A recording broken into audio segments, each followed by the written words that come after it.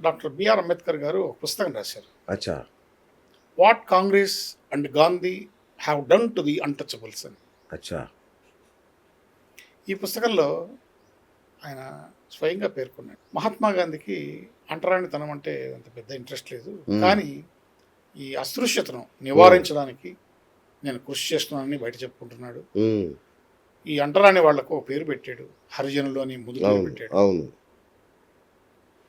ఒక దశలో ఈ అంటరాని వాళ్ళు బావులలో నీళ్లు తోడుకోవడానికి, పౌర హక్కులతో జీవించడానికి, అలాగే అంటరానితనాన్ని నిర్మూలించడానికి వాళ్ళు సత్యాగ్రహాన్ని చేపట్టి మహాత్మా గాంధీని కూడా ఇన్వైట్ చేశారు. హ్మ్.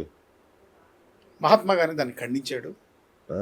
ఎందుకంటే సత్యాగ్రహం కేవలం విదేశీయుల మీదనే చేయాలి, స్వదేశీయుల మీద చేయకూడదు అని చెప్పేసి దాన్ని ఖండించాడు. చివరికి స్వరాజ్య నిధికి 1,35,00,000 వసూలు అవుతే అంటరానితనాన్ని నిర్మూలించడం కోసం కేవలం 43,000 ఇచ్చాడు. దీన్ని బట్టి అంటరానితనం నిర్మూలించడానికి ఆయనకు ఉన్నటువంటి చిత్తశుద్ధి మనం అర్థం చేసుకోవచ్చు.